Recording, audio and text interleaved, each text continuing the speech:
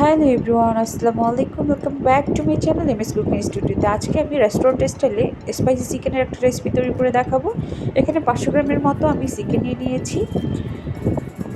1 cup liquid দুধ দিয়ে দিলাম, আর 1 কাপ পানি দিয়ে দিলাম, কয়েকটা রসুন কোয়া দিয়ে দিলাম, আর ব্ল্যাক পেপার দিয়ে দিলাম হাফ টেবিল চামচের মতো, লবণ দিয়ে দিলাম 1 টেবিল চামচের মতো। তারপর ঢাকনা দিয়ে ঢেকে আমি এটাকে 15 থেকে 20 মিনিটের মতো সিদ্ধ করে নেব। মাঝে মাঝে আমি ঢাকনাটা তুলে মাংসগুলোকে উল্টাপাল্টা করে দিব, যাতে সব দিক থেকে সেদ্ধ হয়ে আসে মাংসটা। তারপর আবারও ঢাকনা দিয়ে ঢেকে দিব। তারপর আবারও 2-1 মিনিট রান্না করার পরে আবারও আমি ঢাকনাটা তুলে নিয়েছি, আর মাংসগুলো সেদ্ধ হয়ে গিয়েছে। এখন আমি মাংসগুলোকে তুলে নিচ্ছি।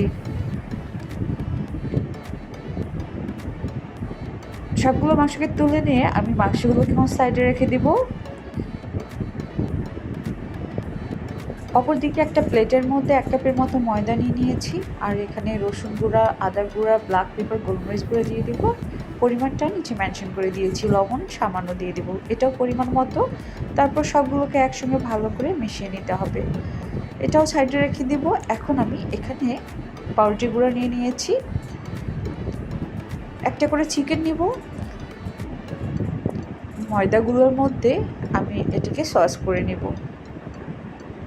এবার ভালো করে চিকেনগুলোর মধ্যে ময়দাগুলোকে মিশিয়ে নিতে হবে।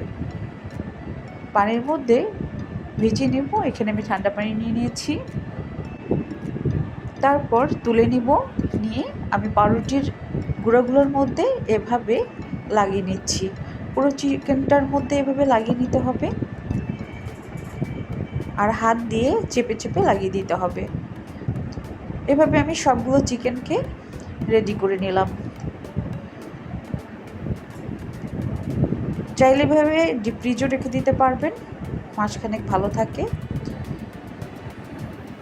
অপরদিকে চুলায় গরম তেল দিয়েছি, আর একটা করে চিকেন নিয়ে নিচ্ছি, আর তেলগুলোর মধ্যে দিয়ে দিব।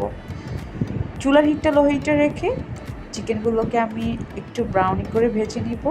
কিছুক্ষণ পর পর চিকেনগুলোকে উল্টে পাল্টে দিতে হবে, একটা চামচের সাহায্যে উল্টে পাল্টে দিতে হবে, আর অবশ্যই কিছুক্ষণ পর পর উল্টে পাল্টে দিতে হবে, না হলে কিন্তু চিকেনটা পুড়ে যেতে পারে। কালারটা ব্রাউন রেখে এটাকে নামিয়ে নিতে হবে। আমি চিকেনগুলোকে আরেকটু ভেজে নামিয়ে নেব। আমার আজকের এই স্পাইসি চিকেনের রেসিপিটা কেমন লাগলো অবশ্যই কমেন্ট করে জানাতে ভুলবেন না। ভালো লাগলে চ্যানেলটিকে সাবস্ক্রাইব করবেন। আল্লাহ হাফেজ।